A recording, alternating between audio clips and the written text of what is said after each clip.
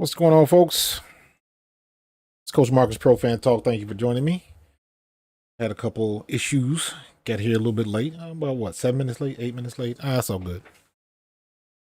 Hopefully get a couple people that'll join in. So we royally got our behinds spanked tonight.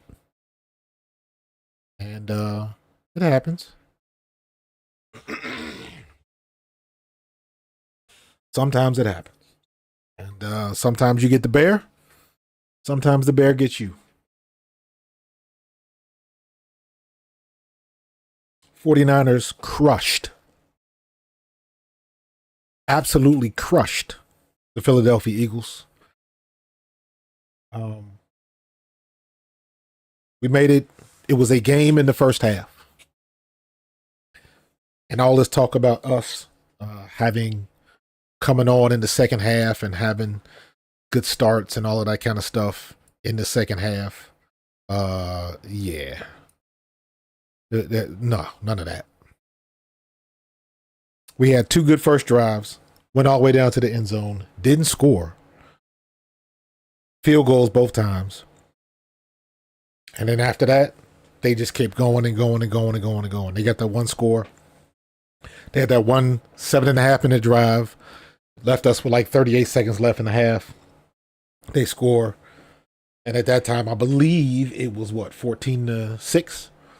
And they get the ball back.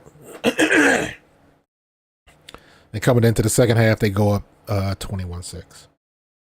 And they just kept putting it on us, putting on us, putting on us. And it was very clear. Our linebackers don't cut the mustard. Period. If you guys heard any of my earlier stuff, our biggest issue was the linebackers.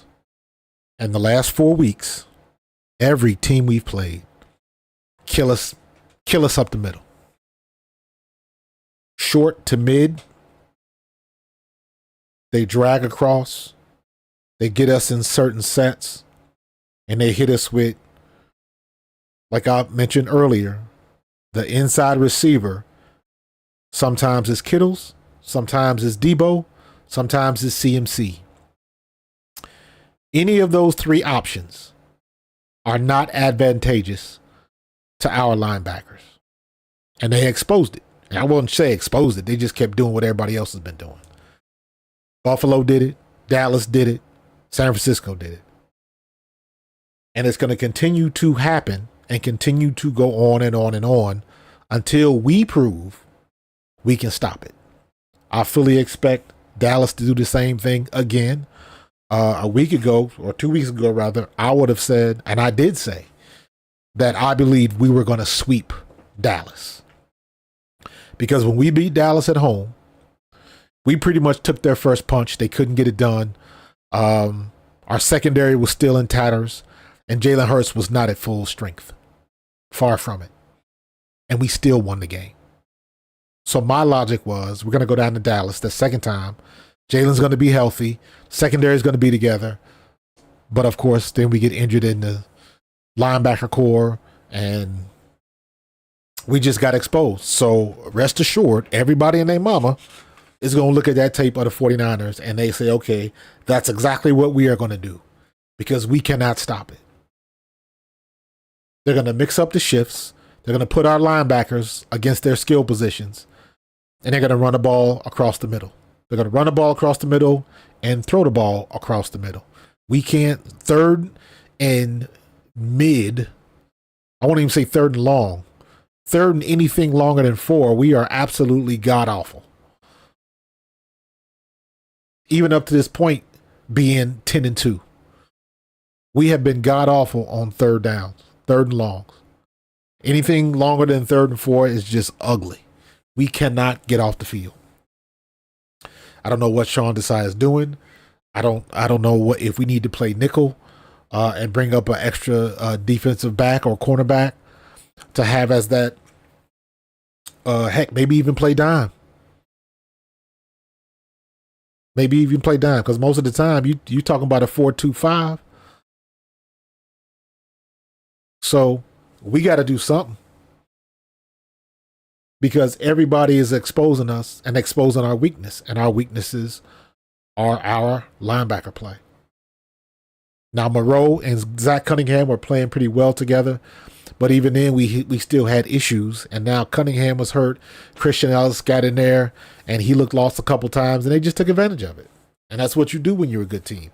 Some of the play call by Shanahan was very impressive. A couple of drives and a couple of plays that I have in particular in my mind that I make notes of in my note sheet. When I watch the game, I take notes. And a couple of the plays that Shanahan called and how he designed them. And some of them I think they made them up. I say, okay, this is what they're doing. This is what I want you to do. Like, made that stuff up on the spot. I don't think we have that. I don't think we have that skill set in our coaching roster. Because it doesn't look like we could. How many times did Jalen Hurts drop back and just stand back there and stand back there and stand back there and had nowhere to go with the ball? Offensive line is blocking their behind off. And coverage sack, I want to say 3 or 4 times we had coverage sacks. Nobody was open. So he scrambles out to the left or to the right, tries to make something happen, tries to lose the DBs by the scramble because it's harder to cover a wide receiver when the quarterback is on the move. That's what they were trying to do. But to be able to drop back in that 4-second internal clock, when that clock goes off, the ball should be out of your hands to somebody. And for that whole second quarter, third quarter, nothing. It seemed like San Francisco was just sitting back in the zones and just waiting. All right, where are you going to throw it? Nobody's open. What are you going to do? So it was they had the game plan. Again, we lost the chess match. And our tackling was suspect again.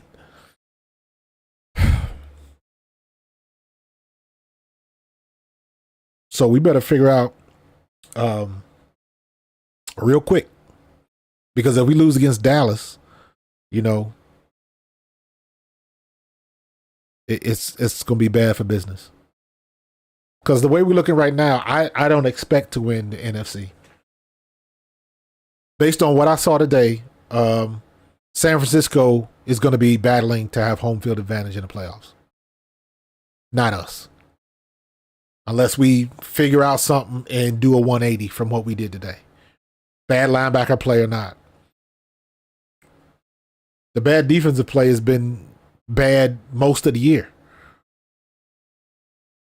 So it's not anything new, but we managed to get it done, bend but don't break, however you want to call it. But we've managed, and today we did. We ran out of luck. It was only a matter of time before winning like we've been winning would run out. You'd come out with a good team that don't care if you come back. We came back in the second half, had a good drive, put points on the board, and they went right back and did the same thing. So eventually that's going to catch up with you. The law of averages says you're going to get away with it a few times, but eventually it's going to catch up with you. And that's exactly what happened. So, yeah, San Francisco got in our ass, man. Plain and simple. Plain and daggone simple. So, ain't really much you can say about it. It is what it is. Let me see something real quick. On the mic. So, but yeah, man, it's like I said, sometimes you get the bear. Sometimes the bear gets you. And we got. San Francisco was the better team. San Francisco got the better coaches. Their defense is better. And they are healthy. And that is the one thing that people tend to forget. They had the extra week of rest coming off the bye. They are healthy. Deebo Samuels played as expected. He put on a show. He backed up his talk. He backed it up. So what are you going to say to him? He can trash talk all he wants. He backed it up. So that's one of those things where you got to regroup, watch the tape, and learn what not to do. I don't know what Sean Desai's up and down. Brian Johnson, I'm still not crazy about the play calling and how things are going, I don't know. We still have this thing about not running the ball in the first half. The pass run ratio was all off kilter.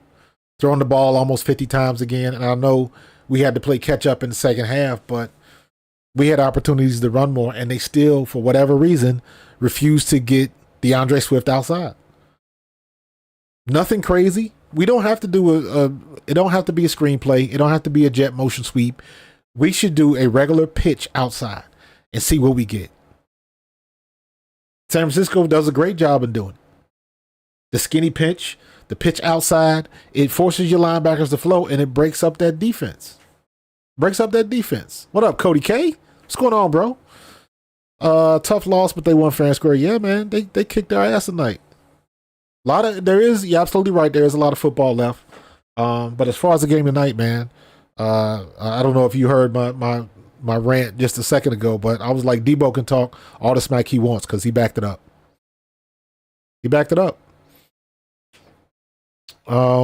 Yeah, I'm not crazy with Brian Johnson's play calling, man.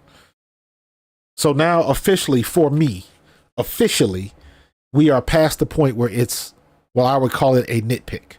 Is a problem. We already knew what the problems were on defense. Our secondary played okay, but our linebackers is the problem. And knew that coming. If you guys saw my videos earlier, I put a short up today at halftime. It was like, and it was what I said yesterday. Or was it Friday whenever I posted this video? I think it was Friday. Where I said we're going to have to, our linebackers are going to be the key to this game, and defense as a whole has to tackle. And we did none of those things. So, and that's why I say I can't even really say that we got exposed. That's the same thing that's been happening every game we played last 4 or 5 weeks. We can't stop anybody when we have to stop anybody to get the defense off the field to give themselves a blow. Third downs are killing us. Third and longs are killing us. Everybody's converting on us. And we have not shown that we can stop it. We just haven't. And today was a day where you couldn't outscore your opponent. You had to make some stops. And in the second half, we didn't stop nobody.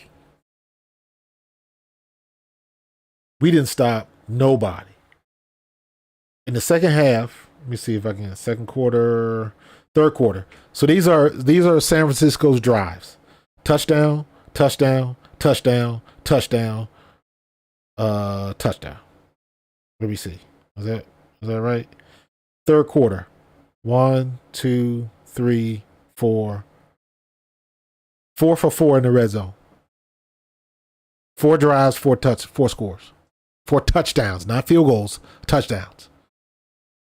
So they put their foot all up in our ass tonight. And ain't nothing we could have did about it. Nothing we could do about it. We couldn't stop them. Debo ran all over us in the second half. Finally got CMC. CMC started. And they started moving the ball. We were gassed as a defense. And they just played us. I'm watching the replay, and it was a 25-yard gain to Kittles. I think it was in the third quarter. And he chipped and was blocking Hassan Reddick for half a second. And then he took off. And everybody left him alone because they thought he was in the blocking. And I was like, that was a brilliant play. Brilliant. And then they ran the play, the one that Ayuk scored. And it's the same play that Dallas ran on us last year. Except Dallas, it was the tight end. It was a play action to the right. And the end man on the line of scrimmage, the end receiver on the line of scrimmage would just sneak underneath and kind of go out in no man's land. But in this case, being on the goal line, he slipped to the back of the end zone. And that's the one that Purdy found him, and they challenged the play because it looked like he may have dropped it, but it was a good catch. But again, that was a brilliant play. But that's going back, and that's film study right there. Not doing anything new. You're going back and look at what teams had success on us last year and in the past, and you do the same stuff, and we making the same mistakes. Dallas killed us on that last year. They would play action to Zeke, and the tight end would just slip underneath, go straight down the line of scrimmage, and just sneak out into no man's land, and everybody was forgotten. And Dak would just dump it to him. Kill us, and we couldn't stop it. That was the same play, except they scored. And again, looking at it, and how many tackles did we not make? It sucked, man. It sucked. I can't wait to watch the tape when I get to all 22 and just watch it just to see how many, just to see what kind of defense San Francisco was running and why we couldn't. Jalen had nowhere to throw the ball, and I don't understand why he was holding the ball so daggone long. Like, dude, just take off and throw it away. Exactly, Rob. We need to watch the Seahawks tape. Usually, you'll watch the tape of the latest game, and then you can say, okay, we got to play like that. We got to play like this. We can do some things. But it seems like Brian Johnson gets set in his ways. And we're doing the stuff. We do the stuff that we are successful at. And it seems like, okay, you got to remember the fact that, yes, even though we were successful at it, everybody's been watching tape. So if they stop it, we can run the same play, just a different way. And it seems like, what did Eddie Murphy say? You eat saltines for a whole year. You're going to get sick of them. And we're showing the same stuff that people have seen, and we're not mixing it up at all. At all. I would argue that DeAndre Swift is faster than Debo and faster than CMC. But how come they can run their running backs outside, but we can't? How come they can get a quick pitch to the outside and set it up so we can get 5 to 10 yards or possibly break a tackle and go longer? How come they can do that, but we can't? That's the stuff that annoys me, because that makes me believe that the coaches got it stuck in their head, it's my way or the highway, and they don't want to change nothing. And that's bad for business. Rob, I don't know if he has an ego problem, because that's status quo in the league. Not really much you can say about that. It's almost like if somebody comes to your job and tries to tell you how to do your job in a different way. But what you've been doing has been successful for umpteen years. So you're gonna resist that change until you see, without a shadow of a doubt, that changing would be good for you. Because if you change and it doesn't work, they still trying to fire you. So and this is what I understand about it, is if you gonna get me, then I want you to fire me doing it my way, not your way. Because that's the worst feeling in the world, when you change up for something that you know works for you, and you change up and do something else and you lose on it. That's the worst feeling in the world. So, Rob, you can't say that. They had the game plan. You look at the first 2 drives. We just couldn't convert in the red zone. It was like we get down there and, like, I don't understand. I don't know. I got to look at more tape on it. I still say having DeAndre Swift and not using them correctly. I still don't like the fact that we, as good as Gainwell has been when he, when they pick their spots from the beginning, I'm like, why are we taking this kid off the field? This kid is a big play waiting to happen, except when he's not on the field. So I come from the old school. If you the starter and you the man and you putting it down on the field, you don't come off the field unless you request a break or maybe something happened, or you don't come off the field unless you up by 4 touchdowns. That is the only time you come off the field. So is Deuce Staley missing our offense as running backs coach? Nah, I don't think it ain't got nothing to do with the running backs coach. It's got everything to do with calling the plays. What plays are we calling? What running plays are we calling? You know how I feel. I don't like running east and west. That's why I get so jealous when I see even the skinny pitch that I talked about. You see what happens with that skinny pitch. Anytime the reason why the skinny pitch is so good is because it's basically a read play. But the minute the linebackers see a pitch, I'm flying. You trying to beat him to the corner so he doesn't get outside. The beauty of a skinny pitch is to the defense it's still a pitch, but he hits it off tackle like it's a slam play or an ISO. Because I've seen him take the skinny pitch and cut it all the way back. But as a defense, when you see pitch, you gone. He's trying to hit the corner. I got to beat him there, so he doesn't break it. So the linebackers are gone. And if he can cut it back, they don't pitch him outside. You never know what he's going to do. That's the beauty of it. But we don't do that at all. It's very hard to get the linebackers to get off their spots out of gun formation. You know what I'm saying? So they still have to flow a little bit, but it's always better, in my opinion, out of eye or I know they don't run eye a lot, so it's usually better out of pistol.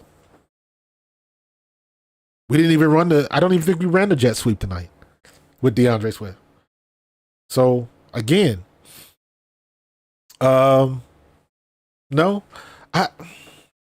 Rob, the whole thing with Quez and Oz and Julio or Julio Jones, here's my opinion, and I'm guessing, right?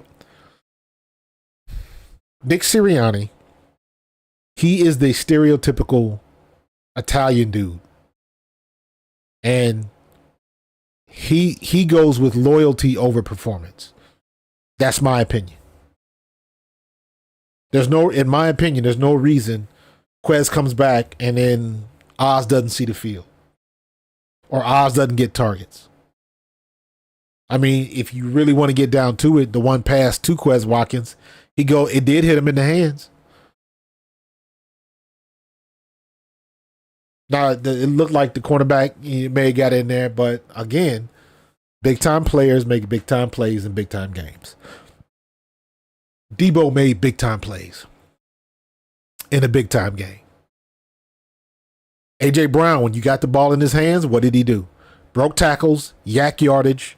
He did what he does best. So, what do we end up with? Jalen Hurts has 7 carries for 20 yards. That includes the sacks. DeAndre Swift, 6 carries for 13 yards. 6 carries. DeAndre Swift had 6 carries. Kenny Gainwell had 2 carries. And Boston Scott had 1. So total running back carries, we had 9. That's a damn shame for the game. We had a total of 18 carries for 46 yards. 18 carries. That's a problem. But we threw the ball 45 times. I believe we had 49 dropbacks. 45 pass attempts. 48 dropbacks. That's what the stats say. So Jalen Hurts was 26 to 45, 298, 1 touchdown.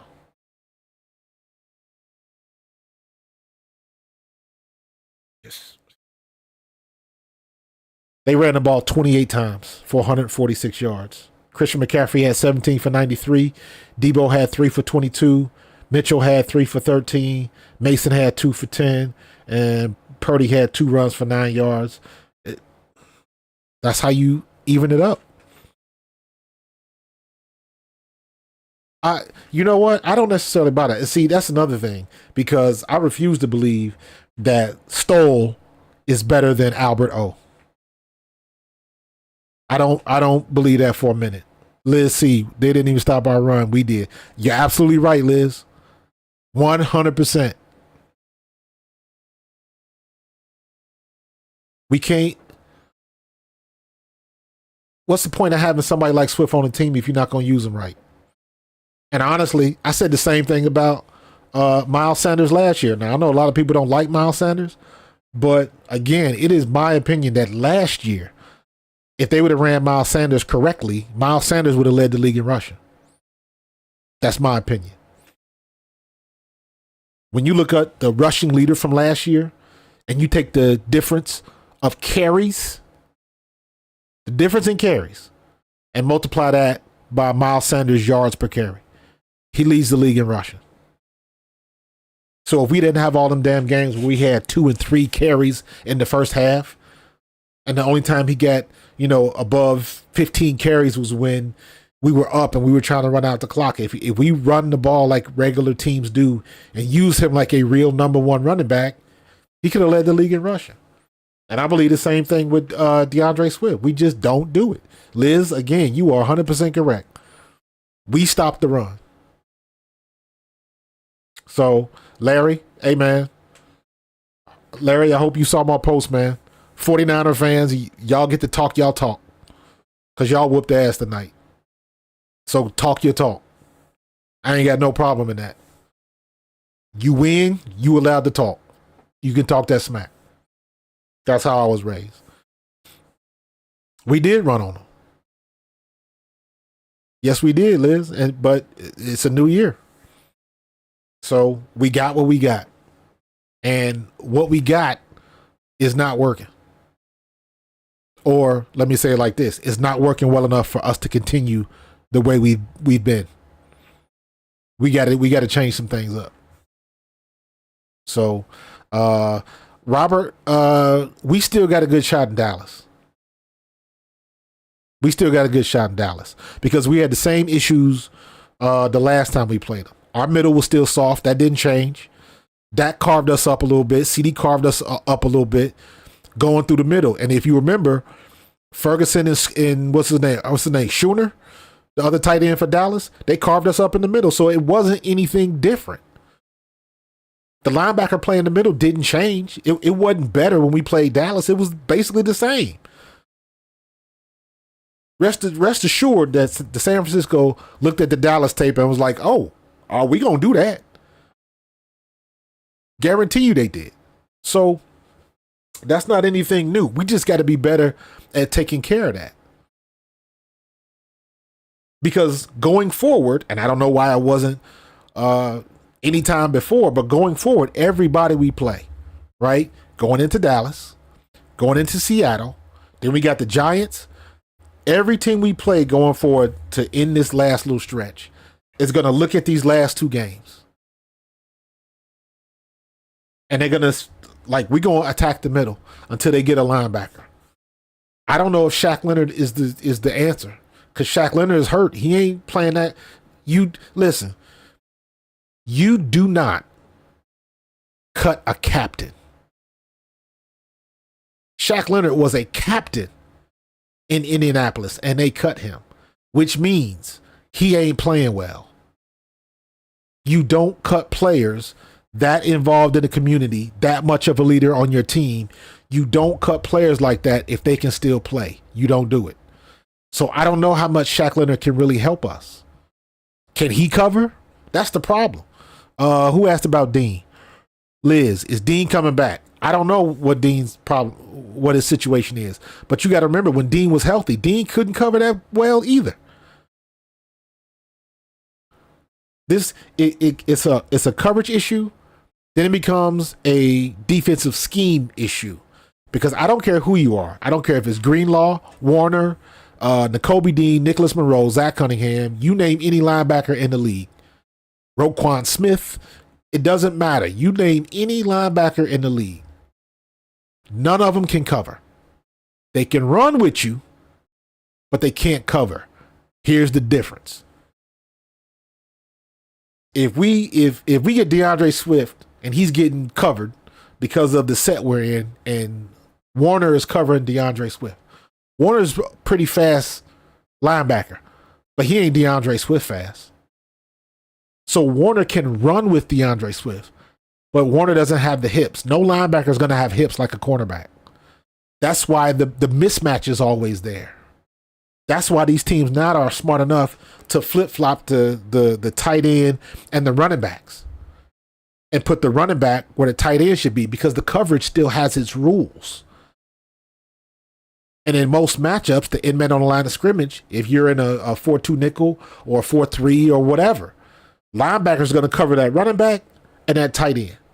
And that's a mismatch waiting to happen, especially when the running backs are already on the line of scrimmage. That's less time for the linebacker to react. Linebackers can run, but most linebackers can't cover. It's the difference. And on top of that, we injured, don't have much depth. You can go back and watch some of my early videos all the way back in preseason. Me and Barrett Brooks talked about this.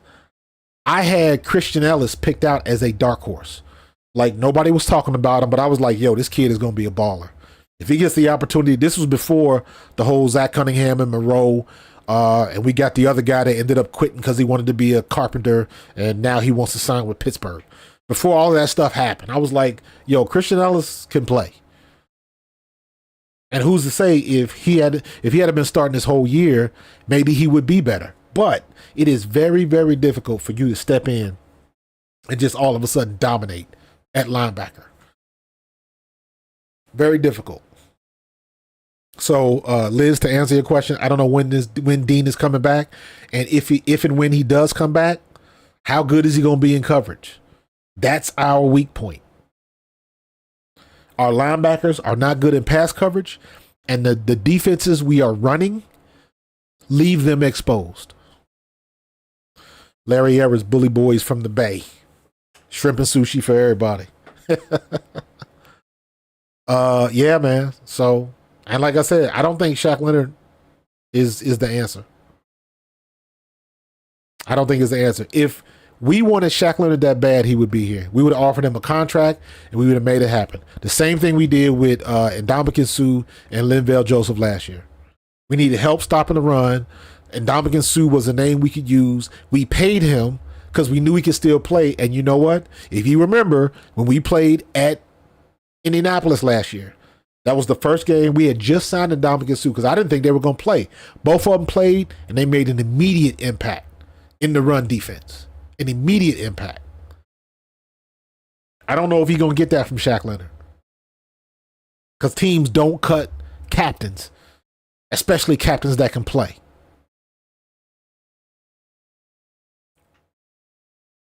Larry, you're absolutely right, man. This is, the more you look at this is a game plan issue. And this is why I keep saying we are losing the chess match. I will argue our players are as good as anybody else's across the board. We can be good like that. We are losing the chess match. The plays that Shanahan was calling, the closer you got into the red zone, he was calling some good plays. He's pulling Aikido moves and using our momentum against us. And we couldn't catch up. We didn't have an answer. Defense couldn't get off the field, and the offense couldn't score points. And it felt like that every time the offensive line was blocking their ass off, and Jalen was sitting back there, and then it's like, okay, 4 seconds, 5 seconds, uh-oh. And then what do?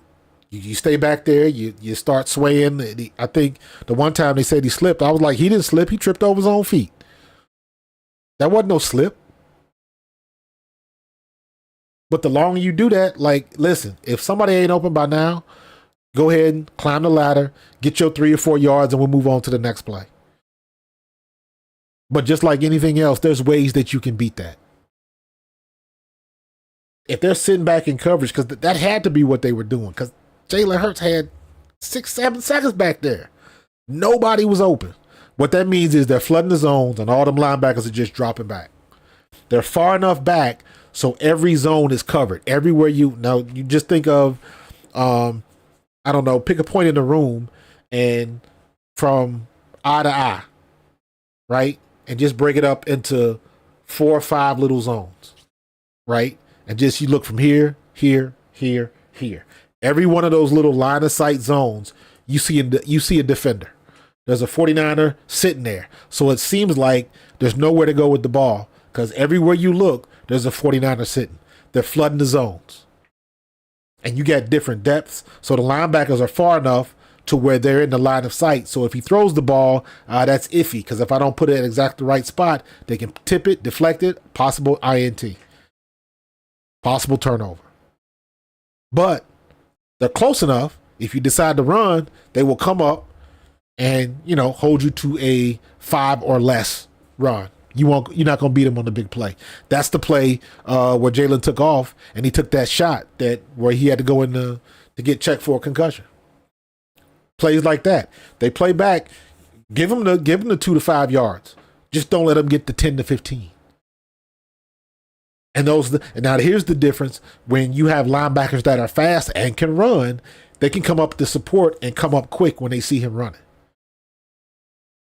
There's not really much you can do if somebody's on the move side to side and they make a great throw on the run. You can't stop that all the time. But running forward, trying to pick up yards, number one, that leaves your quarterback free game to take a big hit, which he did. And they're not going to beat you with a big play unless you miss the tackle as a defense. And we were doing that. But so again, everybody else that we play going forward is going to look at this tape and they say, okay, this is how we're going to play it. Larry, yep, D was cooking. Yeah, we went away from AJ. The two Ward played AJ great. Ward was good on AJ Brown all night. So I expected that. I knew that AJ would get away a couple times, but AJ was making some good catches earlier in the year. They throw that back shoulder throw. But again, if you see how Ward played him, that's film study, man. That's film study. If you're going deep, you look at the touchdowns, the deep touchdowns to AJ Brown, back shoulder passes. Both times, Ward was right there, waiting for it. I'm rubbernecking. I want to see the Chiefs, the score. 12. Oh, Green Bay is up. 21-12. All right, Green Bay. But, yeah, that's film study. Deep ball on the left side is probably going to be a back shoulder throw. So you take your chances. And he got his hands on the ball. But you saw when A.J. Brown was going across the middle, he would get his hands on the ball and his yak yards, he was awesome. And we just got away from it. Because we got to go long. We got to have a big play. He's going deep, playing a little hero ball, hoping something that can happen. We went there twice with A.J. Brown. And then we went there with Quez Watkins. And I don't understand. Quez Watkins is what, 6'2", 6'3"? Man, go up and dunk with two hands and go up and get that ball.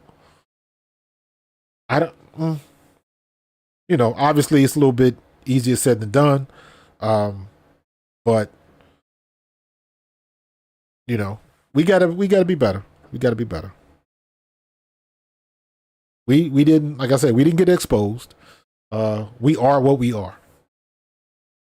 And teams are catching up to us, and seems like we're not advancing.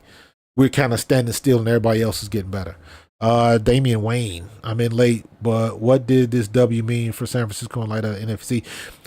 We are still in the driver's seat. The Eagles are still in the driver's seat, Damian. So basically, it gives San Francisco a better shot. So now, really, next week is a must win for us.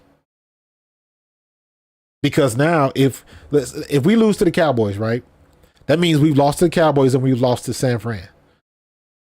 But it all depends on if San Fran wins next week. It all depends on how it plays out. Because we could lose to the Cowboys, but if San Francisco loses, then they lose ground. So now there's moving parts. Let me say it like that. If we would have won tonight, we've got better control over who has home field advantage going into the playoffs, and that's what we want. Now that we lost, now the other teams, Dallas and San Francisco, have more room to catch us and get that and win the title. I think it's more on San Francisco because they got the better record than Dallas, and they've beaten us. Dallas lost to us. So, oh yeah. Yeah. Jalen Jalen was in the MVP race because we were winning. We were 10-1. Now that we 10-2 now. Having said that, if Jalen balls out and we destroy these last 5 games, he'll be right back up in the MVP race again. Same thing for Dak. Dak is playing at an MVP level, in my opinion. But if he craps the bed in any of these last couple games, they're going to toss his name right out the window. Same thing with Purdy. In my opinion, right now, I would vote for CMC. He's the biggest reason, in my opinion, why San Francisco is doing what they're doing. Every time that kid is on the field, he scores a touchdown. So my MVP would be CMC. But I know they're going to try to give it to a quarterback. I don't think Purdy's in the situation where all he got to do is throw the ball, get the ball into the hands of your playmakers and let them make plays. That's what makes Purdy so good. That's what makes Shanahan is so good. He's not trying to play hero ball. He got all of them weapons on his offense. The only thing Purdy has to do is get the ball into the... How many deep balls did Purdy throw today? Purdy really doesn't throw deep balls.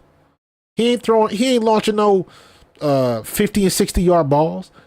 If you go back and look at Purdy's stats throughout the year, even though he might have a 60-yard touchdown pass, that might be a 10 to 20-yard pass, and then Ayuk or Debo makes somebody miss and they take it to the house. But I'm not going to hate on Purdy for that, because that's what we did last year. When we caught all that flack about Jalen is only so good because he's got 2 of the best wide receivers in the game. And I'm like, no, duh, that's what you want. That's what you want to have on your team. And that's what San Francisco has. They got tight end.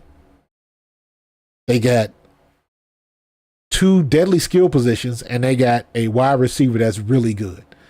I wouldn't consider Brandon Ayuk elite, but I would consider him really good. He can beat you. CMC, I would consider elite. Debo, if he's not elite, he's 1 tier underneath. And Purdy is a really good quarterback. He's not elite either. But you don't have to be. All you got to do is be smart enough to get the ball into the hands of your playmakers. It's not complicated. Not complicated. And when you start saying the same thing over and over and over and over and over, that's when you get frustrated. When you how many weeks have we said Brian Johnson need to run the ball more in the first half? So it's not anything new. Hurts is not elite. I'm not going to argue with that. See, Usman, I don't. Here's the thing, and I'm saying this as a former player, because a former player doesn't look at the outside stuff, the media, the rankings, and all. Former players, we don't deal with all of that because it doesn't matter. You could think that Brock Purdy is the greatest thing since sliced bread, and I would argue that Jalen Hurts is better. And you could bring up valid points, and I could bring up valid points. But at the end of the day, tonight, when they played, Brock Purdy was the better quarterback. Who was better, Debo or A.J. Brown? Debo was better tonight. I'm not looking at overall and what they. It doesn't matter. The only thing that matters is what they did tonight.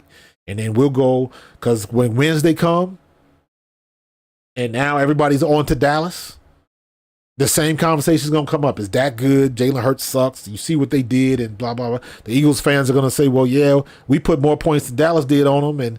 And all this stuff doesn't matter. We got to go down to Dallas, and we got to line it up with Dak Prescott and them boys. Dak Prescott and CeeDee Lamb have gotten it together, and they killing folks. And we got to handle that. We got to handle Ferguson and Schooner again. We got to see all of that. And hopefully we done learn from our mistakes from that first game. We tried to give it away to them, but they didn't want to take it. So, do you want to call them the best? Call them the best. Because every week, you're going to see what's what. So Damian Purdy is in the system. Purdy is in the system, but that to me that don't matter. I don't. That's just the way the media presents everything. That's why I try to make it. I try to make a point to say not to thumb my nose or anything like that, but the perspective of a player or a former player is different than fans because fans feed off what the media says. Colin Cowherd is guessing. Skip Bayless is guessing. Stephen A. Smith guessing. All of them guys on them shows, they guess. Everybody's guessing. You don't know what's going to happen. So all of that system QBs and all of that kind of stuff, that stuff don't matter to me. If your system is working, what difference does it make? Right now, last year, our system was working for us. And people talk crap on Jalen Hurts and how we did it, this, that, and the other. They don't like the brotherly shove or the tush push and every excuse in the world. But you know what? Hassan Reddick said it best. It was a lot of boo-hooing. It was a lot of this, that, coulda, woulda, shoulda. But they had the opportunity to line up and see what's going to happen. And you know what? San Francisco came in, they lined it up, and they balled out. So it don't matter what the rankings say because the rankings are going to change tomorrow. But you know what? If something happens, if Brock Purdy gets hurt or if Debo gets hurt again or if CMC gets hurt, if anything happens, Philadelphia collectively held their breath when Jalen Hurts went in the blue tent for a concussion. Anything can happen. And for us, for the Philadelphia Eagles this year, our biggest detriment has been injuries. We finally managed to get through the secondary issues. Then our linebackers go down. So, again, sometimes you get the bear, sometimes the bear gets you. Hurts cannot see open receivers unless they're wide open. I don't necessarily agree with that. Why aren't I'm calling out Hurts? What do you mean am I not calling out Hurts? You must have missed that. Hurts was taking too many coverage sacks. I mentioned that earlier. When he fell down, he didn't slip. He tripped over his own feet. But I don't think Hurts just didn't have nowhere to go with the ball. That wasn't no Hurts. That was San Francisco putting the defense where they needed to be. Those were coverage sacks. Coverage sacks is when everybody's covered. So what do you got to do with the ball? Throw it away. And a couple times he took, 2-3 sacks today that he shouldn't have? He should have bailed out and threw the ball away. Period. So, Tamu says the Eagles blow. Like I said, hey, if you a 49ers fan, talk your talk. Bigger story was the defense. Really poor linebackers were a big issue today. Knew that was coming. That is not anything new, John. Our linebackers, last 4 weeks we've been getting crushed across the middle. So that is not anything new. You're 100% correct. Nah, Usman, that is not true. He did not have everywhere to go with the ball. The fact that you sitting back there with 6 and 7 seconds given to you by your offensive line and you not throwing the ball, that means nobody's open. You're not going to throw the ball just out there because that's a turnover waiting to happen. So I don't agree at all. Hurts end up looking like a system quarterback. Listen, everybody's a system quarterback. Everybody. Your system is your wide receivers and your offensive coordinator. That's the system. Again, system quarterback is something the media made up. That's what that is. A system quarterback is something that the media made up. What system are you referring to? That he gets the ball to his playmakers? That Hurts got the ball to CMC, or that he could run an RPO? That's the system we got. I ain't got no problem with that. The media makes you think that that's a negative, and it's not. You work with what you got. How many teams wish they had a system like we had? All the stuff that people talking about the Eagles, even now, because we lost and we got blown out at home and all of that kind of stuff. All of that. How many people wish they had a system like we had? How many people wish they had a system like San Francisco right now? As much as people hate on Dallas, how many people wish they had a system like Dallas? Everybody's a system quarterback. So that don't mean nothing. Usman, nobody was complaining that he couldn't see when he was throwing for 300 yards. So that's why Usman, you saying that is disrespecting the defensive game plan that the 49ers had. That's to me, that's what that is. We disrespecting you saying Hurts can't see. I'm saying no, he can see. He can see that everybody was covered, so he ain't want to throw the ball. So everybody, I don't care who you are, Dak, Purdy, Carr, Minshew, CJ Stroud, you look at it, you go any quarterback in the league right now, everybody's gonna miss people.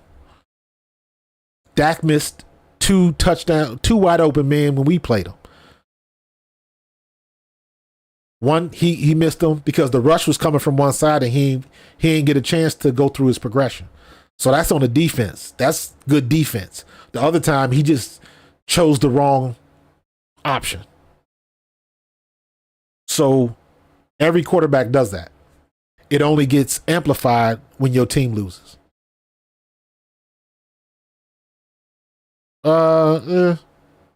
You Usman, you cherry picking. you cherry picking stuff. So it's all the same. But he did what he did. Well, I'm gonna go back and watch the tape and we're gonna look at it. And it might be some situations where Jalen missed receivers. It's done it in the past. But like I said, wins cover up all of that stuff. And everybody's in the same boat. Everybody's in the same boat. Even tonight, I bet you I can go back on tape and I can pick out a couple plays where Purdy missed a couple passes or threw the wrong route or, something like that. Because nobody's going to grade out. You know what I'm saying? Everybody's going to nitpick what they got, and you can always cherry pick things that you can do better in a win and a loss. So, it is what it is, man. It is what it is. We got work to do. Sean Desai better get in that film room, and he got to make some changes because Dallas is coming, and Dallas has been playing better and better. And San Francisco, obviously, and the one thing that people forget, the reason why Dallas is going to be another tough game is, number one, we in Dallas, and number two, Dallas played on Thursday, so they got 3 extra days of rest, and that matters. So, we got to get some dudes rested. Fletcher Cox played good tonight on the hamstring, so that was good to see him. Now he'll probably won't practice all week. He'll rest it even more, and we got to get back to it. And like I said, Sean Desai got to get on the drawing board. Brian Johnson got to get on the drawing board. We got to figure out how we can get this together because Jalen's 100% right. When he say, I know, because by the end of the year, people are going to get sick of hearing about the standard. We already know what the standard is, and we already know that we're not playing up to the standard. You don't have to say that every game because, Philly is the type of environment that'll turn on you quick because the minute you get sick of hearing it, you're sick of hearing it. So you got to come up with a better explanation. We understand the standard and all of that kind of stuff. Don't tell me what you did. Tell me what you're going to do to change it. So it's only going to be so much more standard that we can take. We already understand that. We know you're good. We know you're stoic. We know you don't make excuses. So once we pass that threshold, you got to come up with something else because Philly will call you for it. But so we got to rest up, watch the film, and get ready for Dallas because Dallas is going to be another game. Dallas is coming off a good win. They balled out down there. Although I will say we can definitely take some lessons from Dallas and Seattle game.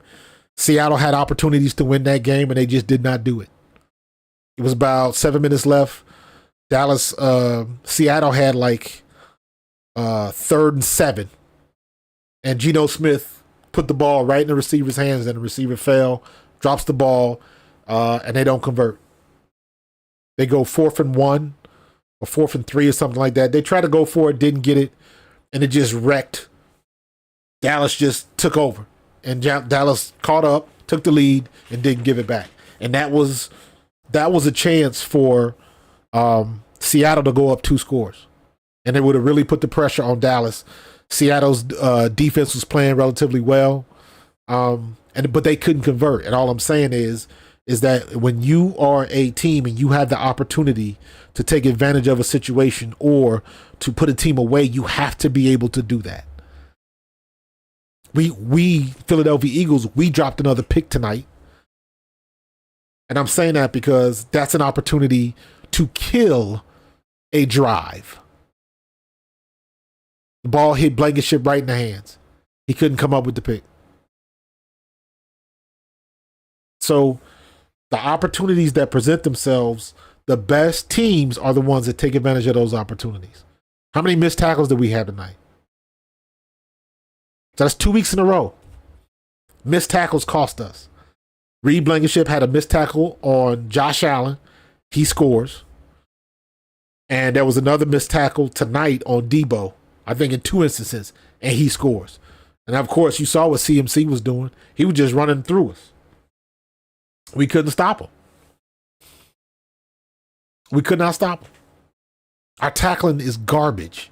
It's god-awful. When your linebackers are missing tackles and your safeties are missing tackles, because you got to kind of put defensive backs and cornerbacks in their own separate. When cornerbacks got to come up to make tackles, they got to make business decisions. And most of the time, they're going to lose. That's why cornerbacks always go low. Or they go too high and get ran over. They're not made for tackling. They're made for coverage. So we have to be better next week. Point, period, end of paragraph. So you know what? I reached out to a couple guys that have San Francisco podcasts. I told them, I was like, hey, talk your talk. Y'all earned it. Talk your talk. I ain't got no problem losing to a team who's better than me. I ain't got no problem with that at all. I don't like losing, but my logic is this. If I'm going to get beat, I want to get beat by the best. If I'm going to get beat by San Francisco, I want to see San Francisco win it all. And that's my logic, except when it comes to the Cowboys. I want to see Cowboys winning Jack. But you understand what I'm saying. If y'all going to beat me, I want to be beat by the best. Period. So tonight, San Francisco was the best team. There's an opportunity that we might see them again, most likely, in the playoffs. Hopefully we'll see them at home. But if we put another performance together like we did tonight, it's going the same way. If all things being equal, like no major injuries or nothing like that happens to either of the teams, it might end the same way. So the next something here. Hold on. So we got all right, we got Dallas. We go to Dallas. We go to Seattle, and they flex that game to Monday night. That sucks. Dallas, Seattle, New York Giants, Arizona, New York Giants. Arizona's playing good. Arizona's not going to be easy out. Kyler Murray's back. He's slinging the ball everywhere, and he's running all over the place. So that is not going to be an easy out. Giants, you don't know what you're going to get with the Giants. Giants suck, but for whatever reason, everybody plays us like they God-tier teams or whatever. I hate that. So, Dallas, Seattle, New York, Arizona, New York. That's what we got left. If we can beat Dallas and beat Seattle, we're good. But none of these games we have left are easy outs, even with the Giants. I don't put nothing past us. We had that crap-tastic game against the Jets. We should technically now we should be 11-1. So had the game against the Jets. Tonight's game, Jets, we just blew that game. San Francisco beat the hell out of us. That's facts. So it'll be a lot to talk about this week. And we better get it together. Or we're going to end up going down to Dallas and getting embarrassed. So I'm going to jump off here. I'm going to check out the end of this game. Green Bay still trying to hang on. It's 21-19. Kansas City coming back. So it'll be a lot to talk about this week. So please continue to check me out. Subscribe if you haven't subscribed. Yo, leave them comments, man. I try to answer all my comments while I still can. So still trying to grow. Tell your friends about me. We're going to keep this thing moving. So appreciate all the 49er fans that came on, talk. Hit me up on Twitter. My Twitter account is Coach_Marcus06. 06 because I'm an alpha. That's right. And you can catch me on Facebook. My Facebook fan group is Pro Fan Talk Facebook group. So hit me up there. So I'm going to get up out of here, but this talk is not done. I'm going to see you guys later. Peace. Go Birds.